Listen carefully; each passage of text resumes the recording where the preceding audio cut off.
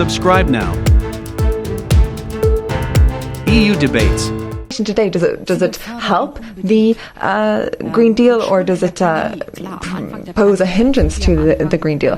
Well, of course, this ties in with the Green Deal, and especially in light of the pandemic, in light of the Russian war in Ukraine. People constantly said, we can't focus on the Green Deal because there are bigger priorities. We've bigger fish to fry at the moment. But we can't say that. I mean, think of where the pandemic came from: human intervention and disruption in the environment, in animals' habitats, which led to more viruses being transmitted by animals. So it all comes back to our action and how we treat the environment. And of course, the energy crisis that we're experiencing today is tied with the climate change and the problem we're facing there as well. It's all down to fossil fuels, for example, which have led to greenhouse gas emissions. And we need to put everything into the European Green Deal here now, and promoting it and driving it forward. This is the roadmap we have that will take us through to 2030 and our emissions reductions targets for then, and then 2050 and becoming climate neutral by then. So this is a better, more healthy, more environmentally friendly future for us, for our society, for the environment, for our economy. It will lead us towards a circular economy where we can actually give back to the planet instead of taking from it as we've been doing, as we've been exploiting it up until now. We need to take care of our raw materials and our raw material supply. That ties in with the European Green Deal as well. We need to focus on food production and supply. I spoke about biodiversity and environment already. I've talked about energy. The situation we are faced with today are ones that we'll be dealing with in the long term, and that certainly tie in with climate change. I mean, we have created climate change. Humans have created climate change. There's no question about that. Think of the droughts we've seen this summer. Think of the floods, the extreme weather phenomenon that we've seen once again. And this is just the beginning of the impact of climate change. So it's high time that we take action here. Auch Schmerzen bereiten. The Green Deal will be painful for some. For example, by putting a price on CO2. And we will need politicians that are able to explain that not just energy and gas prices are going up, but also CO2 prices for buildings and transport. Mr. Habeck, do you think that in Europe, and I don't mean just Germany, I also mean Eastern Europe, for example, there's an oft-cited Bulgarian granny, for example. Do you think this is really something that we can push through, that it can be explained to people? The Minister. Well, I think that we have to explain what the alternative is. Nothing is without alternative. I think in politics there always has to be an alternative. But here the alternative is worse. The alternative would be to throw your hands up and say that it's complicated and that there will be difficult discussions and that the process might be difficult and that we can't foresee exactly what the outcome of the transformation process will be, and therefore we shouldn't go ahead with it. We have to do what we can. An Austrian economist always described the capitalist economy as a process of destructive creation. Something will always be created, but there are consequences. Something has always got to be given up. Structural change is the word that we often use for the loss of old industries and jobs, but it's an integral part of transformation. Without it, there could be no transformation.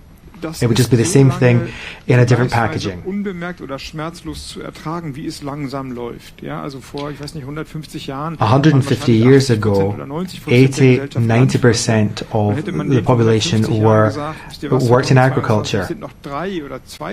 If you told them that only 2 or 3% of people would be farmers 150 years later, they wouldn't have understood. They'd have asked you, well, what was everyone else doing? They couldn't have understood that all these people would be teachers, that all kids would go to school, that there would be travel agencies, that kids wouldn't have to be digging up potatoes, that they'd be learning maths and English and biology.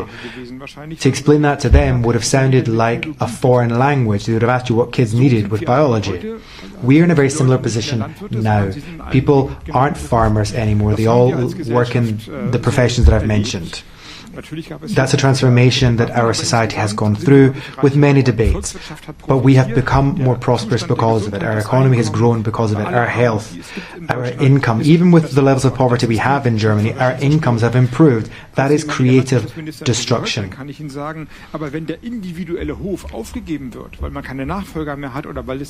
That doesn't mean that people don't mourn loss when it comes, if they have to give up their family farm because nobody wants to take it over. And if things move very fast, if there's huge political pressure because of the emergencies of the day, if things have to move very fast, then the transformations, which in the past perhaps took decades, 100 years, if that's a transformation that we have to push through now in 20 years, then it represents a huge political challenge. In 2045, Germany will be climate neutral. We're now in 2022, so we have 22 and a quarter years. From a political perspective, that's tomorrow. It's no time at all. And we have to turn the world's fourth biggest industrial country, and Europe is an entire continent. We have to transform it entirely. It's for the birds, frankly, to think that that won't cause nasty emails and protests and debates. But that doesn't mean we should give up. The question, and indeed the political duty, is for us to ask ourselves what would happen if we don't do it. To believe that things would stay as they were in the past, that Germany could stay as the Germany it was in 1980 or in 2010 is an illusion. The world around us is moving ever faster, becoming ever more ambitious. Transformation is happening, and not just because of reasons of climate change, which as a green is very important to me, and I'm making my contribution. The world is changing also because of the competitiveness question. We have to keep our country competitive if we want to have a prosperous future. Steel production is going to change. Chemical production is going to change in the future. The world around us is going to change as well. The products that we need are going to change. The crux of the matter is this will be painful, it will be difficult, but at the end of the day, as a society, we will prosper from this change. And what we as politicians have to do is ensure that those who lose out on a temporary basis, who have to take the pain, are supported in order to make our way into the future as a country and a continent. We cannot, however, give in to the temptation of believing that the solution that was the right answer in 1980 will continue to be the right answer in 2020, because that's an illusion. So what we need to do is quite clear, and there's been a lot of talk about it, but how do we actually do that? How do we ensure that Poland, for example, phases out coal? And how do we ensure that that proverbial Bulgarian granny can still heat her home? Well, I want to pick up where Minister Habeck left off, or what he was talking about. We are Europeans, and for us, our economy is a strong social economy, and I think that's a wonderful model, not just something to aspire to, but it's successful too.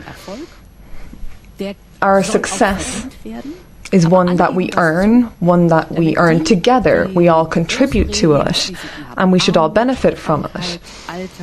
We all contribute to it, so those who are vulnerable, who are suffering from poverty or from other issues, are protected.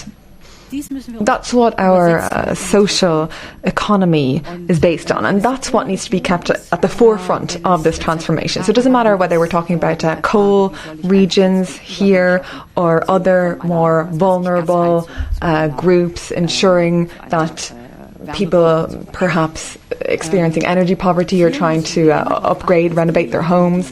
We need to make sure those who can afford to do so individuals, companies, countries can do so. But we also need to make sure that those who can't afford to do so, who can't afford to do so financially, for example, who have low incomes, for example, can still be brought on board and can still take part in this transformation.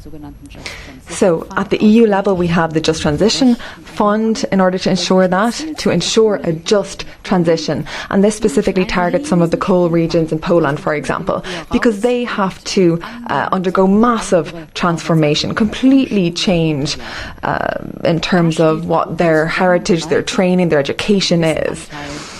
And Europe is fully prepared to provide support, financial support. This money is coming from the EU budget, the money for the Just Transition Fund.